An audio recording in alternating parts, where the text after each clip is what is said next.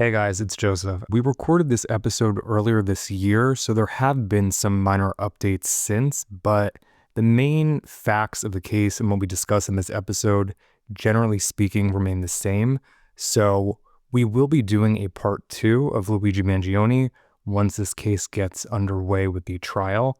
But for now, this should give you pretty much most of the background information you'll need to know going into the trial. Enjoy.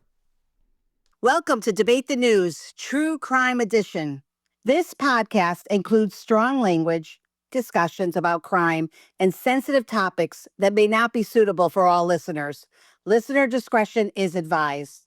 We're broadcasting on Chatter Social, the interactive social audio-visual platform that lets you jump into real-time conversations, connect directly with the host and guests, and share your perspectives. Download Chatter Social on the App Store for Apple or Google Play for Android and become part of our next live discussion. If you're new or missed previous discussions, including our deep dive into specific cases, we encourage you to go back and listen wherever you find your podcasts. I'm Adrienne, and we're diving into the case of Luigi Mangione, the suspect in the December 2024 shooting of UnitedHealthcare CEO Brian Thompson. As of March 26, 2025, Mangione has been charged but not convicted, and under the law, he's presumed innocent until proven guilty.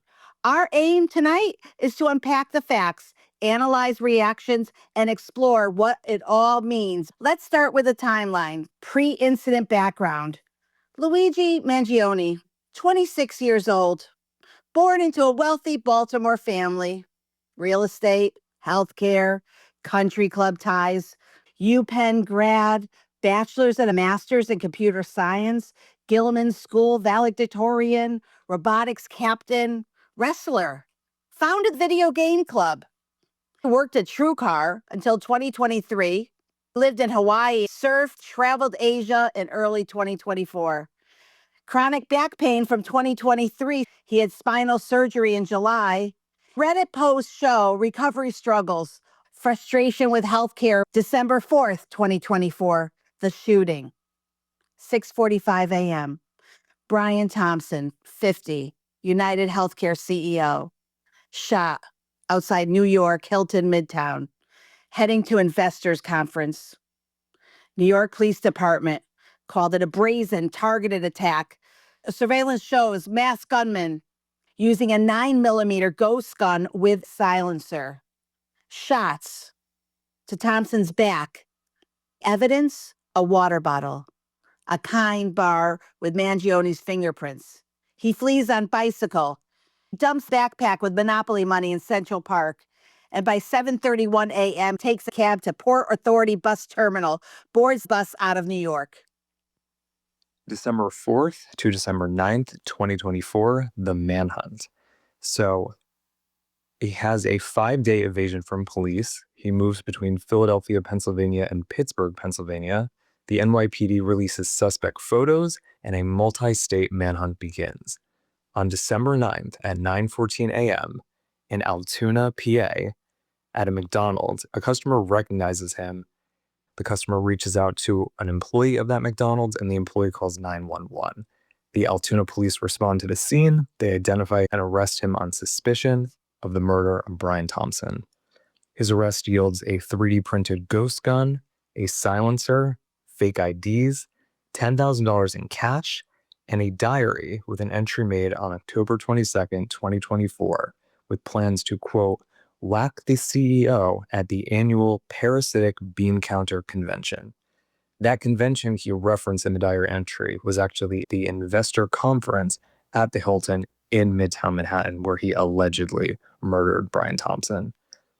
Additionally, the arrest yields a manifesto that rails against corporate America, calls insurers parasites.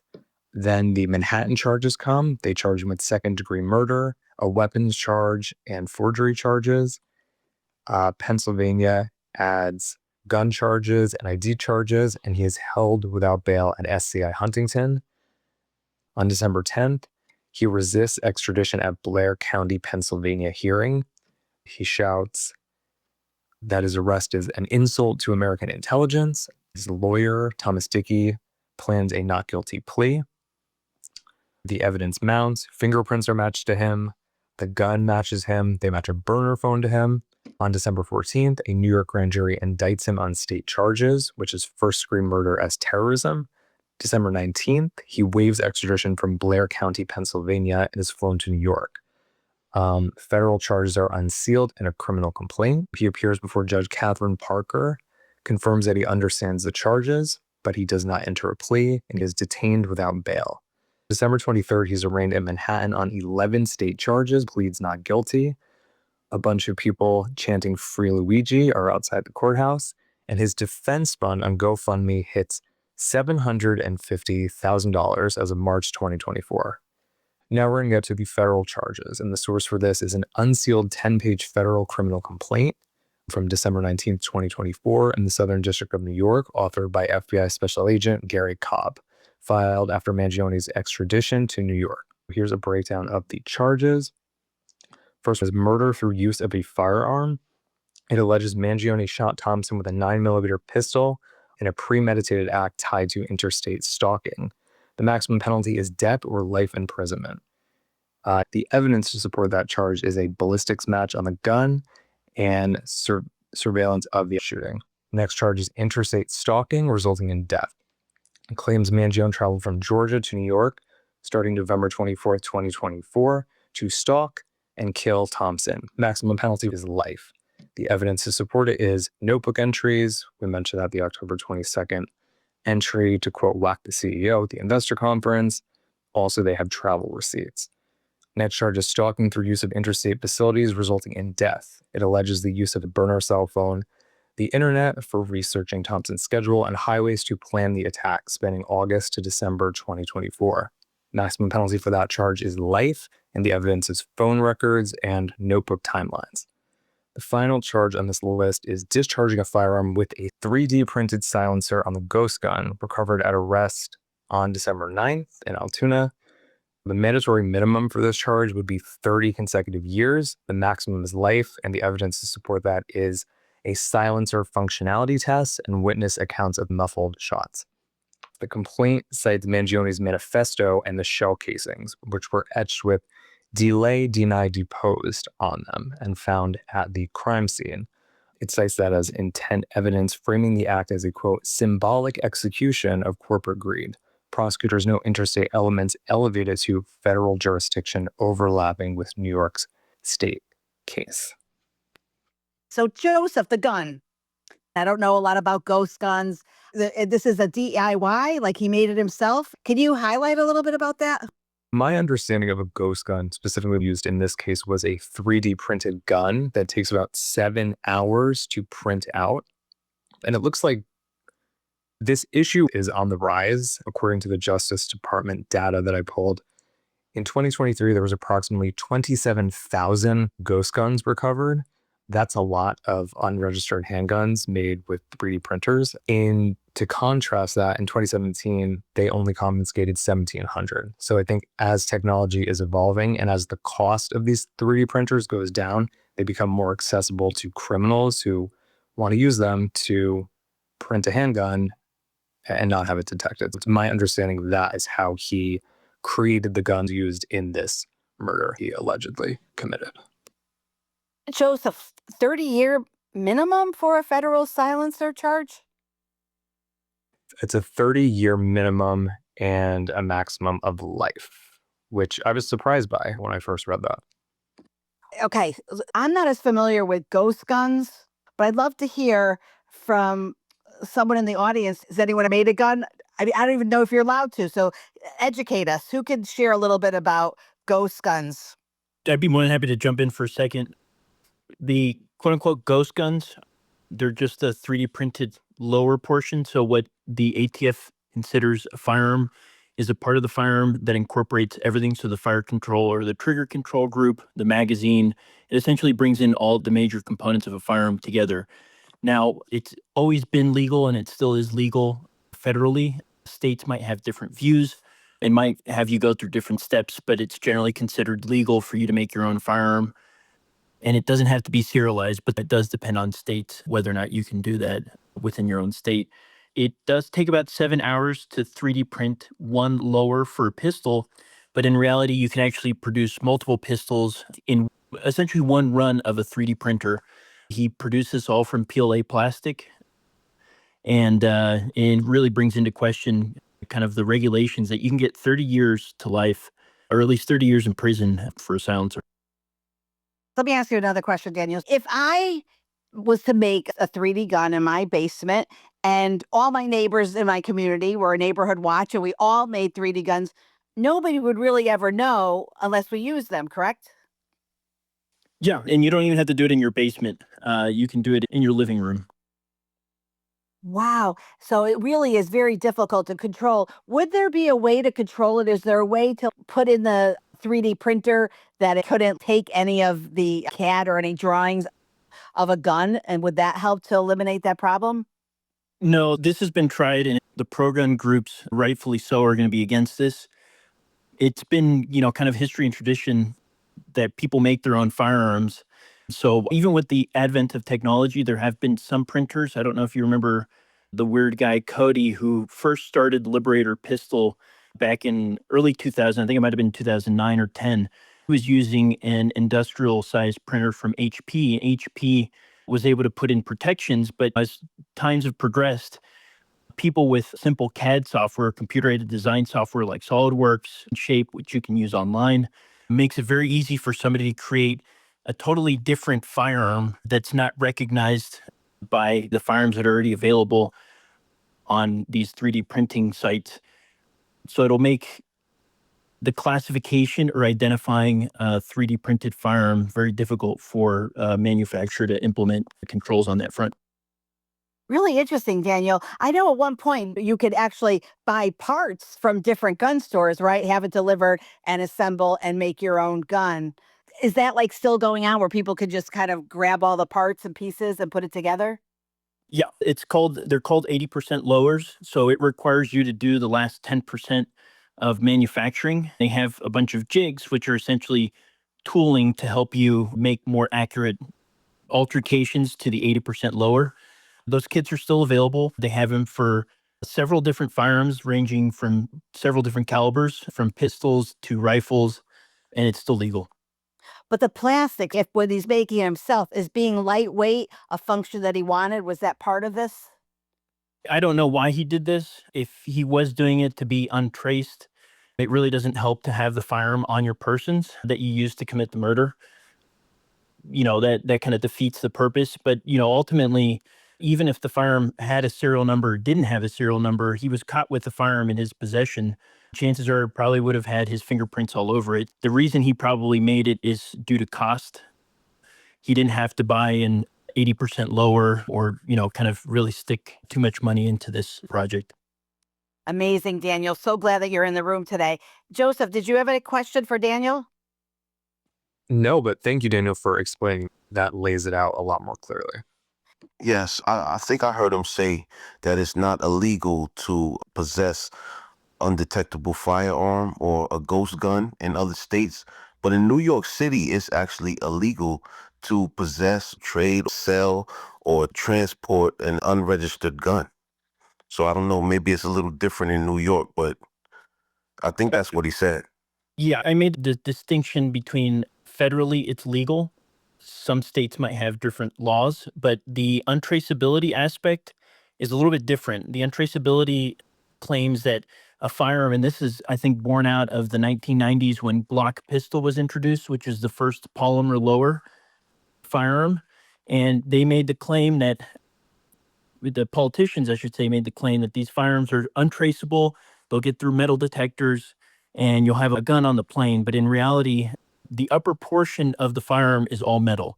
So you have a metal slide, you have a metal barrel, you have a lot of metal that will be easily detected. A simple earring will be enough to trip off metal detectors. His pistol had a metal slide and a metal barrel. That was enough metal to be like a standard Glock. These laws are fairly recent. It says here in 2021, New York enacted the Scott J. Bagel Unfinished Receiver Act and the Joseph Webster Untraceable Firearms Act, which together prohibit ghost guns and the unserialized parts used to make them.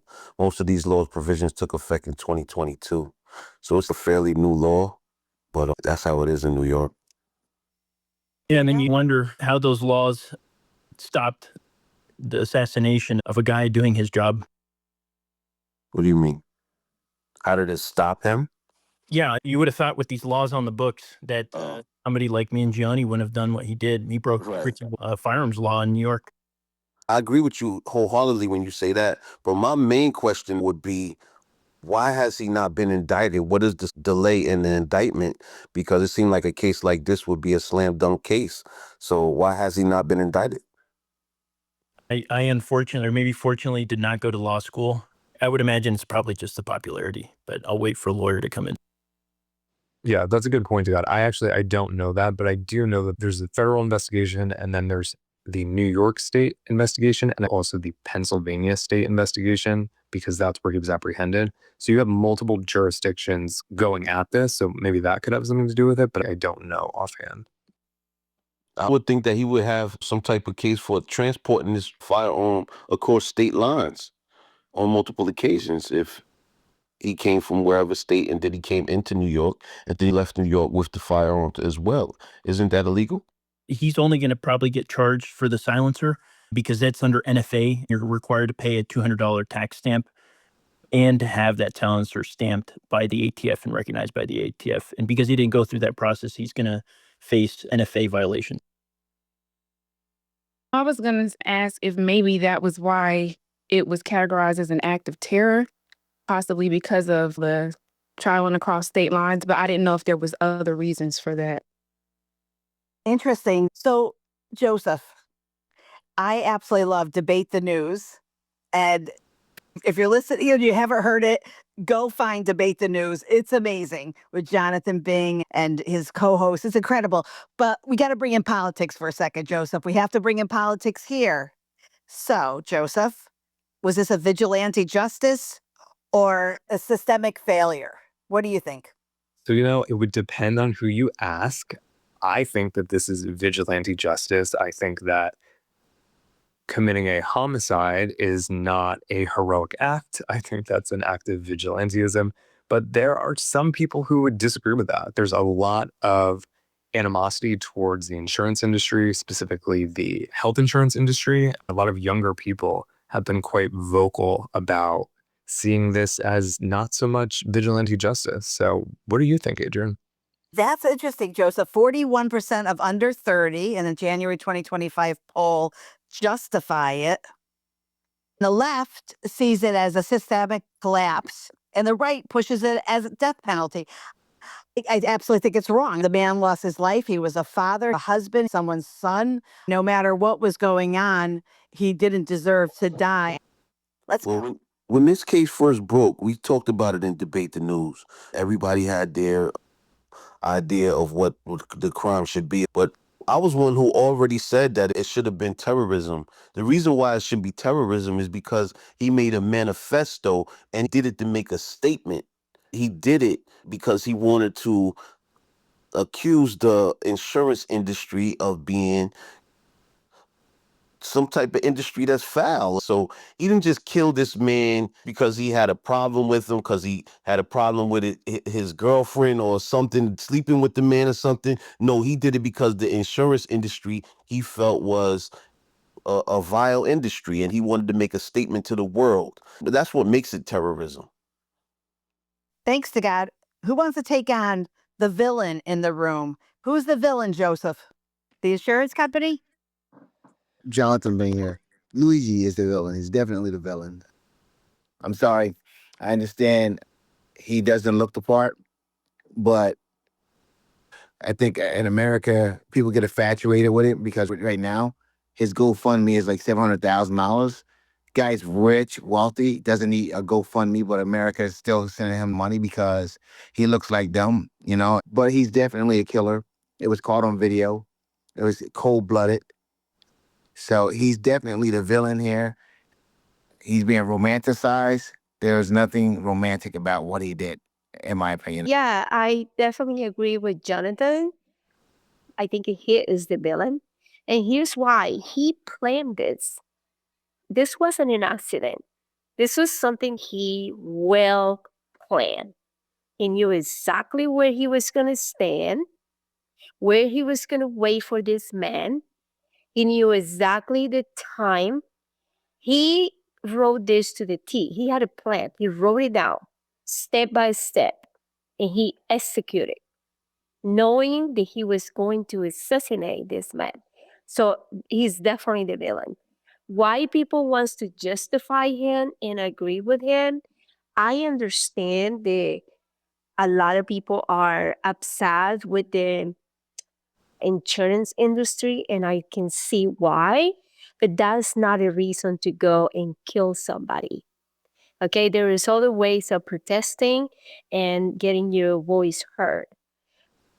I also think that they are supporting him because he's a handsome guy, right? And people are attracted to killers. They are good looking, if you can say. You know, he's not the first one that this has happened. There actually has been other killers where women had sent them like letters of marriage proposals. So I look at this case the same way. So people are attracted to his handsome kind of looking guy. They is from the wealthy family. They did this out of, I don't know, protecting everyone else. No, he planned this thing. He knew he's very smart. He went to one of the best schools in the country and is coming from a wealthy family. He knows he's smart to know that this was not the way, but he made the decision to be a killer. So he is the villain. The insurance company is definitely a villain. I just recently, last year, I went and got my teeth whitened, and because it was out of network, they charged me all of this money. So when I went to get my normal teeth cleaning and I needed to get something extracted, they didn't want to even pay for it, right? I have insurance through my job, and they take money out of my check every week. And when it comes time to get the exact things that I need, they don't want to pay for it. The insurance company's job is to deny, and they're continually taking money from you. I think the insurance company is a villain. There's many people that are sick that get denied claims all across America, and people are fed up with it. So there are people that feel like insurance companies are villains, and I think rightly so. God, you'd have a point, but what, teeth cleaning? Really? Seriously? That is not a need. I mean, when you need to get something extracted, right? And they say no, we're not going to pay for it. You have to pay out of pocket, but you pay every check that to get this service, and they're saying that they don't pay for that claim. That's crazy. So I'm going to jump in and just play devil's advocate on the disagreement side. UnitedHealthcare has been heavily criticized on social media and in the press, especially surrounding this killing, really brought this conversation to the forefront. And there's a lot of claims that were floated around that UnitedHealthcare has one of the highest claims denial rate in the country. That was kind of used as a rationalization for a lot of people who are not so upset about the motives behind this killing. But I did a little bit of research, and in reality, United Healthcare claims that they approve and pay out 90% of all claims upon submission. So while I understand the frustration with the health insurance industry and how it can be mind-boggling when you see money leaving your checking account every single month or every pay period to pay into a insurance policy, and then you turn around and certain things aren't being paid out. I get how that can be frustrating, but 90% of all claims being approved and paid, it's not like they're just denying everyone's claims. Just last week, my wife had to get an MRI, right? Because she's having problems with her knees. She went to the place to get the MRI, made the appointment. She had Aetna insurance. And when she went to go, they said, listen, you have to pay for this MRI before they'll do it. Now, the way my insurance is set up at my job, they have Aetna, but they also have something called the difference card. The difference card pays for all the co-pays and deductibles and all of this different stuff, but they don't explain it to you very well. So now when you go to the doctor, right? She went to the doctor to get the MRI. They said you have to pay up front. Now she pulls out the difference card. The difference card says that it's declined. So the problem is that they don't tell you that you have to let the difference card know before you go to the doctor, and you have to get a bill saying that this is the service that you're going to get before you get the service. But the doctor is saying that they can't give you a bill until the service is done. So it's structural, it's systemic, the way that it's set up, where these insurance companies can deny you through these little different technicalities. And that's a problem, man. That's a major problem, the way these things are set up. So I'm going to speak on UnitedHealthcare because I had that insurance back in 2006, I believe. And I had two surgeries actually that I have ever had in my life. And they actually pay 100% of my bill. And of course, that was a while ago, but I had that experience with it. I was actually very surprised because the bill was very expensive and I didn't have to pay anything out of pocket. So that was my experience with them. Joseph, as you say, they claim that they pay 90%. I had that experience. So there's that. Now, I have another different insurance now, Blue Cross Blue Shield, and I have a medication right now that is a little bit expensive, and they declined the medication for a bit to me, and we were paying it out of pocket. But my doctor, with the help of my doctor, we send the papers to the insurance and say, hey, this is the medication that she needs. There is no other medication that can help her because they wanted to give me something different. It's an inhaler. I have a condition with my lungs. And for a bed, they studied the case and they finally approved the prescription. So I probably paid for that medication for a couple months. Okay, we could have continued to pay the medication out of pocket, but it wasn't right. It's part of the insurance. They have to pay for it. And with the help of my doctor, we got it resolved. So I feel like sometimes you have to advocate for yourself and get your doctors involved. If you are under the care of a medical professional, talk to your doctor. How can they help you? Can they call the insurance and say, this is the medication that this patient needs, or this is something that is determined to their health? I think we have to be a little more active for ourselves versus blaming everything on the other part. I'm not saying that they are completely innocent. I'm just saying you got to be a little more active on your part and get the help that you need. Talking to your doctor and talking to the insurance company. So those are my experiences. Yeah. Interesting, interesting. I'm sure that many people in the room have experiences like that, but nobody's going to be making a gun and trying to hurt the CEO or anyone else. That brings me to a point. Right after this, all the healthcare companies removed all their CEOs. So before, all this information was on the web, where he was going, you could find all of this out. Do you have any thoughts on the lockdown of all of the healthcare board and the directors and the executives, and making sure that you can't find who they are anymore? Yeah, I think it's completely understandable, especially considering some of the more disturbing commentary that's come out by some people that really were like supportive of this almost. It kind of launched a little bit of a cult following, cult movement among people on social media, many of them young people who are rationalizing this murder, rationalizing his death, making like jokes about it in a really like cruel, twisted way. I think a lot of that comes from maybe just a lack of understanding of how the insurance industry works to begin with. Brian Thompson was the CEO of UnitedHealthcare. He's not the person setting the rates. He's not the person with a list and a stamp saying who gets denied and approved.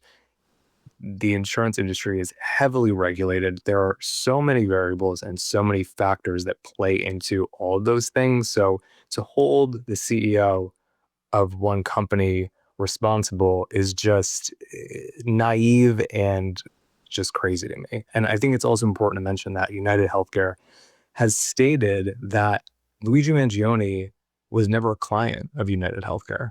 So I think that's interesting too. Joseph, excellent points. Thank you. Carlos, take it away.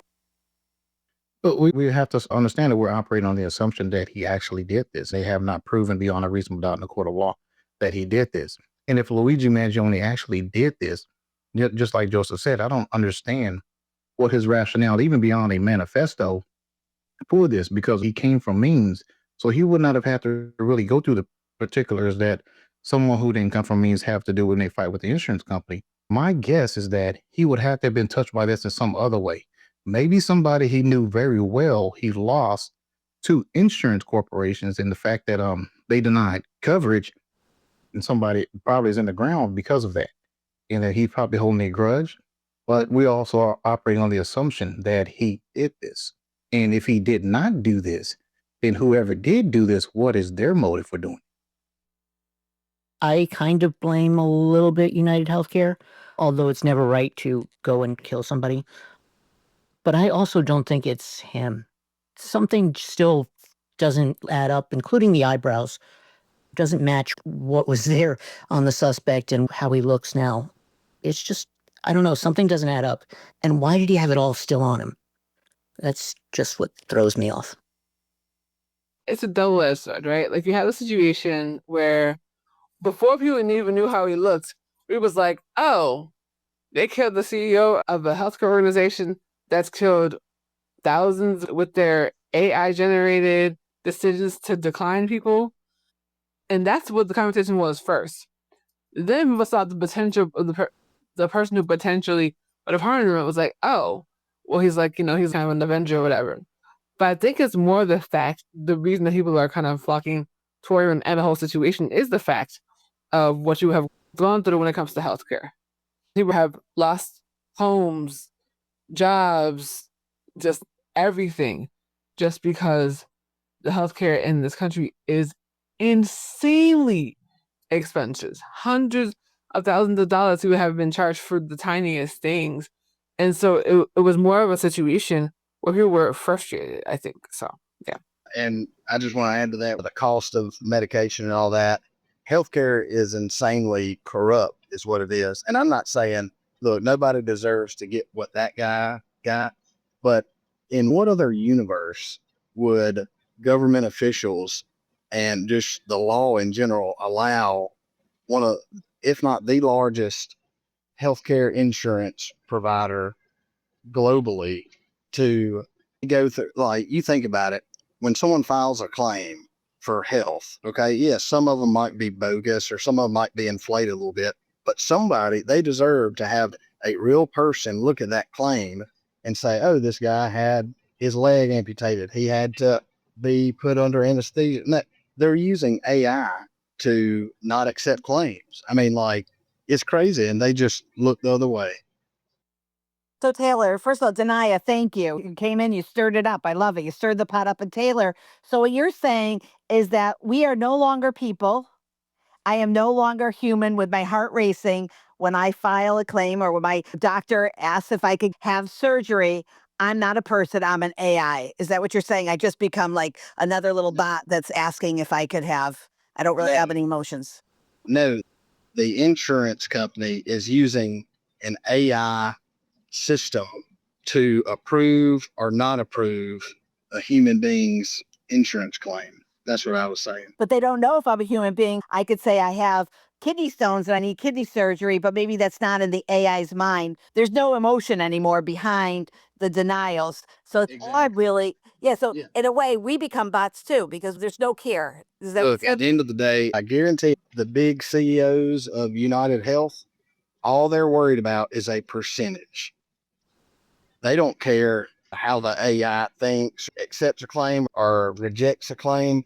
At the end of the day, I guarantee they're telling someone to input, this is the percentage of claims. Guarantee. Interesting. So if that is the case and it's kind of like profit over people, we don't care. What changes what changes have been made? Have you heard of anything, Joseph? Have you heard any changes that have been made that maybe they're relooking at how they're denying claims? Maybe Joseph knows more about it, but me and my wife have been dealing with the state capitol for the past couple months with our pharmacy business. I'll let Joseph chime in on that.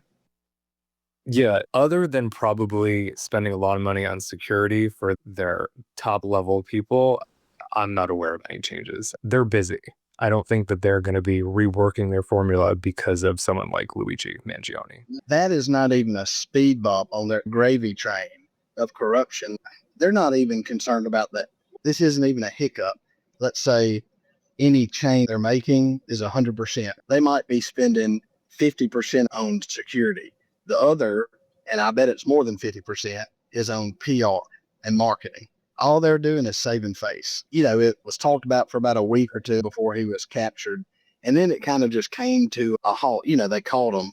But I'm really intrigued about how, he's either a genius. I mean, from what I remember from the story, that took a lot of effort to know where the dude was going to be. He made a decent escape, or he's just the luckiest person on the planet.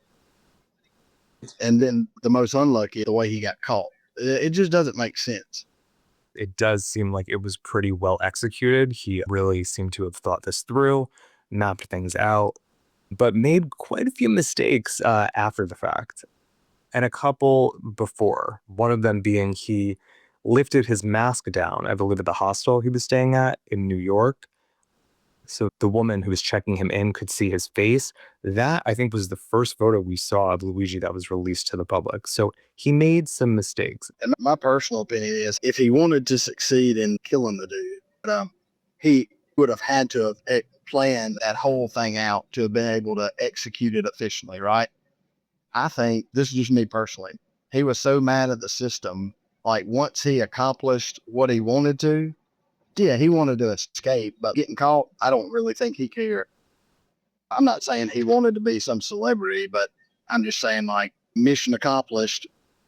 Okay, I escaped New York. Now I really don't care what happened. I don't know. I could be wrong. Yeah, it's possible. And it's also important to note that I'm pretty sure that Luigi Mangione was unemployed. So you got a lot of free time when you're not working. Instead of getting a job like a normal person, he was stalking the CEO of a health insurance company that ultimately led to his murder. So there's that. And now we, the people, making him out to be a hero. That is the craziest thing. So Joseph, movement or mob? What is this? I think it's a little bit of both. I mean, I would say more a movement because I'm not aware of any people who have actually carried out violence as like a copycat style in his vein, but there's definitely a disturbing amount of support. I see tweets all the time with just a picture of Luigi and someone making a comment about how good looking he is or something like that. And it just blows my mind. I'm like, guys, someone was murdered in cold blood. This gentleman, Brian Thompson, was literally walking to an investor conference. That was part of his job.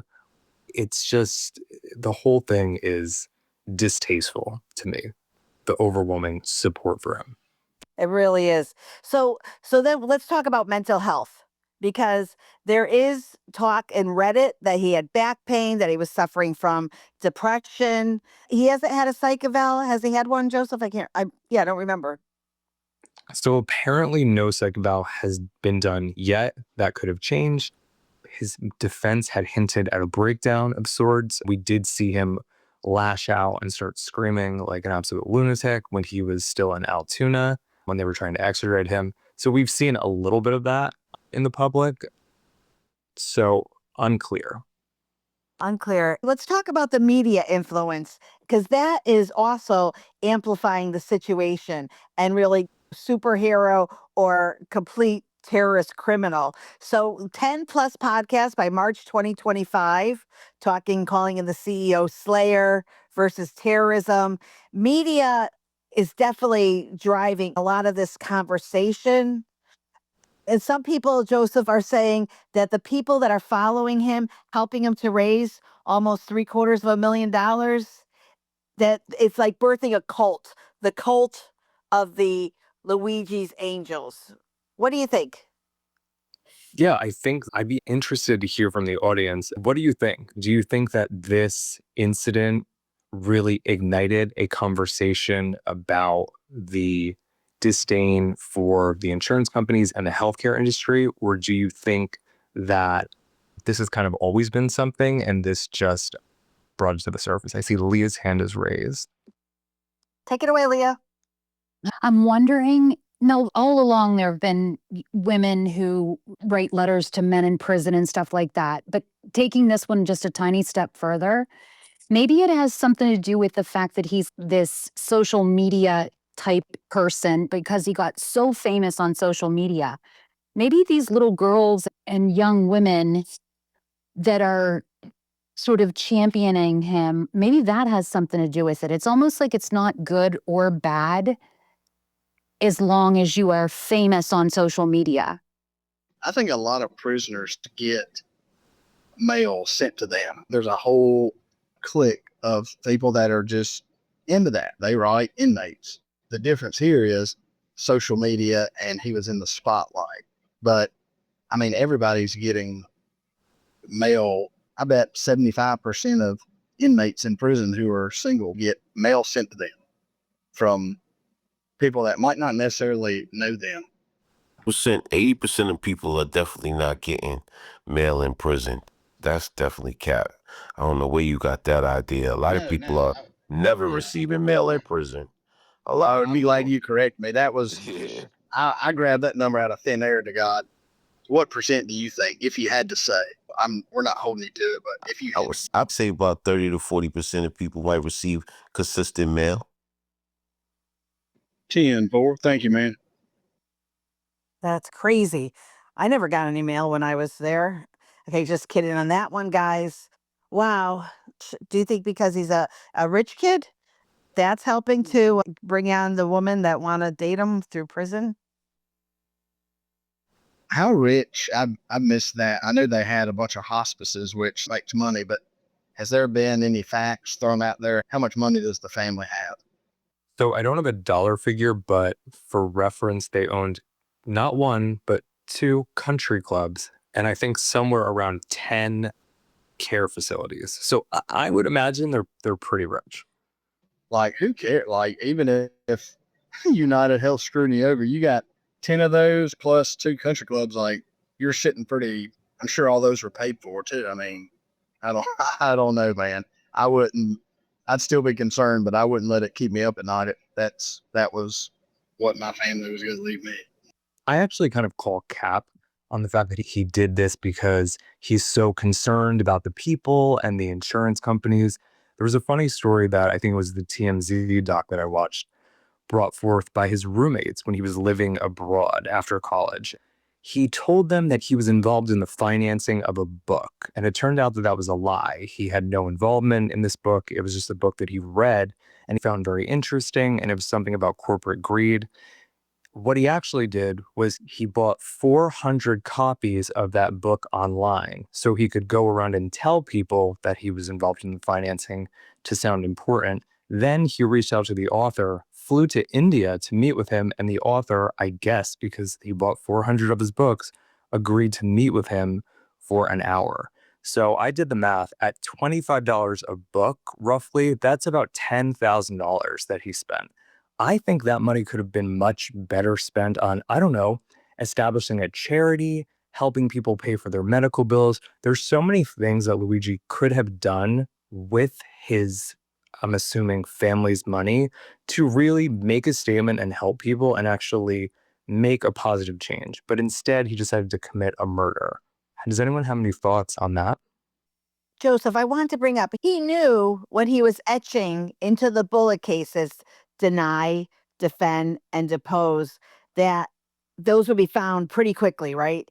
and that immediately the tie-in and the press would say, oh, this is what this means. And that's exactly what happened. They found it and immediately. Do you think that kind of almost made people think, like, if he didn't do the bullets and they had to do a little bit more of finding his manifesto, would that have changed things, or were the bullets really important? I mean, he did think that he had to etch them. So I'm kind of curious, Joseph, what you think about that.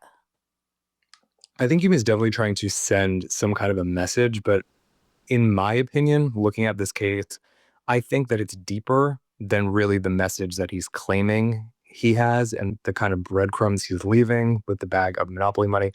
I think there's definitely a mental health issue at play here, because I don't think a psychologically and emotionally stable adult would do something like this. He obviously was conscious of right and wrong. He knew what he was doing. Roughly 5 months prior to the murder, he had cut off all contact with his family. So that's a red flag. He was staying at a hostel in San Francisco in July 2024 and was like pathologically lying to the people he met there, claiming that he was Mark Rosario, claiming he was from New Jersey. That was actually the fake ID they found in Altoona when they arrested him. During that trip, he refused to use credit cards. He only used cash. So just lots of very strange behavior leading up to this act. Yeah, he didn't mention any family in the manifesto, so that's really interesting. I didn't realize his mother had reported him missing in November of 2024. Storm, we want to hear from you. Give us some shares of what your thoughts are about Luigi. You think he's handsome, right? I think he's dashingly good looking, Adrienne. That's number one. Number two is it's amazing to see how they treated him and how he was high profile because of the outcome. And it's really interesting to me why they had to try and keep a muzzle on him if he was a guilty or innocent fella. So to have a bulletproof vest and have that many agents on a kid who basically you and I could probably put in custody and be okay with, something's not right. I smell some stinky fish. That's my thought. It wasn't just agents. That was a long ass perp walk off of that bridge or whatever that long walkway was. Basically, I think it was just imprinting imagery in your mind that this is a sinister fellow and we really need to have this many agents around him because he's a danger to society. Kind of reminded me of that Joker movie. You know, another point on that, Carlos, is why would the media or the press allowed access for him to speak and like he's screaming and yelling why he's being put in?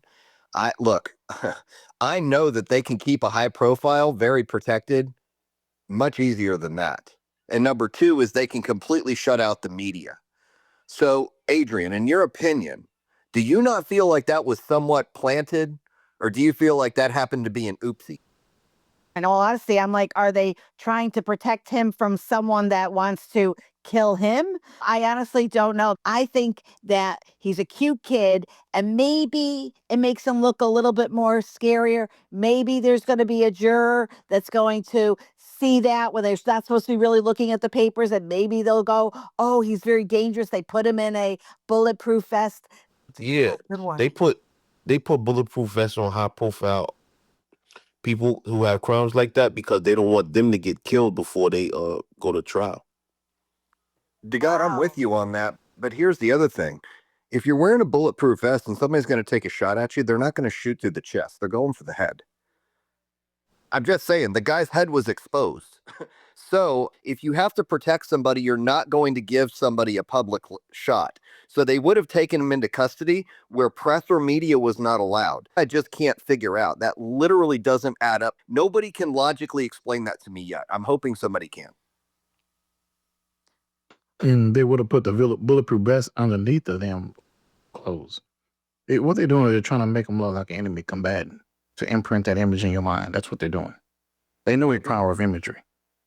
Well, I think his legal team, and probably I think he has a full-time PR team as well, I think they're working overtime to humanize him, to make him Luigi, the valedictorian. I think that's very much the image that they're crafting to try to get that sympathy from people. So I think I agree that perp walk, putting him in the vest, I think that is the prosecution and the Fed's way of trying to remind people that this person is accused of cold-blooded murder He's not the friendly next door neighborhood boy. And that's the fairest way of presenting their reward, man. Yeah. On the commercial side, it looked like they glorifying it. But when the feds, when they capture the murderer, hell, they can capture some kilos. They're going to sit next to the kilos and be like, yeah, this is what we did. So I think the showboating of the police force, gives actually more media to these dumbass people. Yeah. I want to bring up another point. I'm really curious about the twist with the woman. Storm, we were talking about how cute he is and how much a woman loved him and all that love crap bombing that's going on. Pretty gross. But so his defense, which is going to be led by Karen Friedman Agnifilio, I hope I said it right, is probably looking to place more women, right, on the juror so that there's more women. But I'm sure they're going to do the individual voir dire. But what do you guys think about that? What do you think that would look like? Because I would think that the thought would be that the woman would set him free. So, Joseph, you take it first, and then we'll pass it on. Well, yeah, I think that jury selection is going to be a huge component in this case. The defense is going to want people that are more likely to be sympathetic to Luigi. I think that the prosecution is probably going to want people who understand the healthcare system a little bit more, that understand that Brian Thompson isn't responsible for the denials or the approvals, stuff like that, just so that the defense can't run with that type of a narrative to try to justify it. But what does everyone else think about this? I mean, what is the defense in this case? Like, how are you really going to defend yourself in this case? You were found in McDonald's, right? With the gun that shot the person, right? A manifesto, and you had the same clothes on as the person who shot the guy. What is your defense? The only defense they could possibly use is that he had, some type of insanity or something like that. Well, there is another defense. If you ever watched My Cousin Vinny, it's like, hey, we don't have the right guy. If they can somehow prove that, or at least there's a doubt that it might not be the right guy, that's the defense they can go with. And Adrienne, to your point, women might swoon over him. And yes, I think women would be maybe more favorable in a ruling for him. However, when things don't add up, the defense, all they need to do is create enough doubt that it might not have been him. No, why does he have the gun? Because it happened. It's just who did it. How do you get the gun, though? How do you get the gun? How do drugs get in a car when there's no drugs in there? Come on now. They found him with the exact same clothes in the McDonald's and somebody magically happens to recognize him. Look, I can sniff stuff, right? I'm just saying that something's not adding up, man. When you get a gut instinct, you got to go with it. I think the woman defense, Adrienne, is very smart. I mean, I think that would be very interesting to mount a defense to try to say that this wasn't him. I think that's going to be difficult. Me personally, I think really what we're going to be looking at is the sentencing. For me, I'm concerned if the death penalty is on the table in the sense that they go for that as an option for if he's convicted. That's what I'm looking for. I think he's going to be found guilty, and I'm interested to see if they will give him the death penalty or life. And Joseph, I have a question. Are you thinking that he's guilty because he did it, or you think he's guilty because they want him to be guilty because they have no other option? I just think there's an overwhelming amount of evidence that's been presented just to the public that leads me to believe he probably did this. I haven't seen any other credible theories backed up by evidence to support that it was someone else, but innocent until proven guilty. See, my issue is that it hasn't been challenged in court yet. So, I mean, I don't really look at what's always been presented to the media. I'm going to look at what gets challenged in court because some evidence may not even be admissible in court, depending on how well the defense argues against it. That's going to be a very interesting case because it sounds like we've already tried and convicted him in the public sphere instead of letting due process take its course and letting the courts decide. That is true, Carlos. But on the flip side, there may be a lot of evidence that we don't even know about that is going to get revealed in court. How does he have a manifesto? Come on, man. Let's be serious here. God. They planted the manifesto. They put the clothes on him. Like, come on, man. Are y'all serious? He got distinctive bushy eyebrows, right? The burden of proof is on the prosecution. The prosecution has approved to me beyond a reasonable doubt that this man committed this crime to God, and that is the standard by which I go by. And I think what's going to end up nailing him is not only the DNA and fingerprint evidence, but it's the timeline evidence. They have him in the area during the time of the murder, taking a bus on camera, his face totally exposed. He doesn't live in the area. He's from outside the area. So there's really no reason for him to be there. So it's probably going to be a combination of timeline and physical evidence. They have to prove motive. So they have no choice but to have a manifesto, because without a manifesto, they cannot explain in court why this particular individual did this.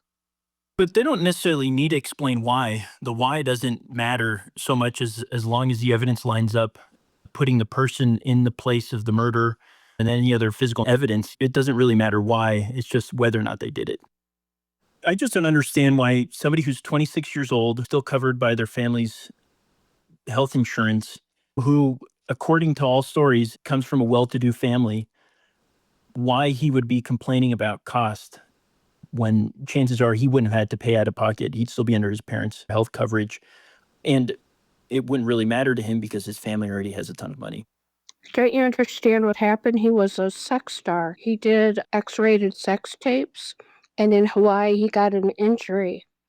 And in the operation of the injury, wasn't able to be a sex star anymore. Back surgeries are notoriously, they don't have very good outcomes. Usually the claim from the few orthopedic surgeons I've spoken to is that if you go in for back surgery, what you've been dealing with before back surgery is going to be worse than any of the worst possibilities that you can have on the outcome. But generally, back surgeries tend to have pretty low outcomes and are really a last resort. I don't think he understood that. And anyways, it's a full-blown addiction. Addiction ends in death. Institutions. Dr. Or Dr. Hope, let's take a question. Let's take this for a second because you kind of flew in here and brought that up. So, okay, there is a separate buzz in the news about an alleged sex tape. By the way, this is all opinion. You're not, you sound like you're stating a fact. We know you're not because none of us really know. Outlets like the Daily Mail, the U.S. Sun ran stories claiming Mangione filmed at least 20 cinnamon-style porn videos. I'm assuming that's what you mean before his arrest, based on an anonymous source via Radar Online, a site with a shaky, credible reputation. So, this narrative, it is spun wild. There's claims of a $500,000 solo tape from his parents' bedroom being shopped around per a sex tape broker. I think his lawyer shut it down hard, telling Daily Mail, hopefully everyone realizes these are fake and not Luigi. So there has been no credible evidence like court filings, police statements, backups of the tape's existence, and it's not linked to any charges. So I love that you brought it in. That's interesting, but I just want to make it very, very clear that to me, it seems more like a tabloid fodder, that it is a legal issue, and there has been nothing that actually is saying that claim is correct. Joseph, do you want to add anything to that? Yeah, I was going to say, I think I did see an X post on that, but to my knowledge, there's no real evidence to support that. We do have to start closing out soon. Joseph, I want to bring up the fact that Luigi's family was involved in end-of-life care facilities, which I feel like there must have been some kind of passion and or energy regarding what he considers the privatization of medical care and how things were being taken over. There were over 9 fines that the family had in their businesses, which were in Baltimore and Maryland. So I feel like there's a history of kind of hating on the medical world or the system, as it were. That's a great point, Momo. Yeah, they did own care facilities. So that's an excellent point. Adrienne, do you want to lead us on our closeout? Thank you, everyone, for coming. And we're definitely going to have to do another room on this because this was a great conversation tonight. So thank you. Big thanks to Denaya, Mariana, Daniel, Carlos, DeGod, C, Storm, Leah, Jonathan Howard, Momo, I love you. Thank you, Hope, for stirring up the pot in here. So whether it was digging into Luigi Mangione's case or unpacking the wild details like his notebook or the death penalty buzz or wearing of the bulletproof vest or just keeping the discussion rolling, all of your inputs made it all click. We really appreciate all of you for bringing the heat to this one because we couldn't have sorted through the news without you. That is Debate the News True Crime Edition. I'm Adrienne. And before we go, let's center what matters. Brian Thompson was a husband, a father, a person taken tragically on December 4th, 2024. There's no discussion that's going to erase that loss. And to his family and loved ones, our hearts are with you. Rest in peace, Brian. And we want to thank you all for joining us. Thank you. Go forth, be kind.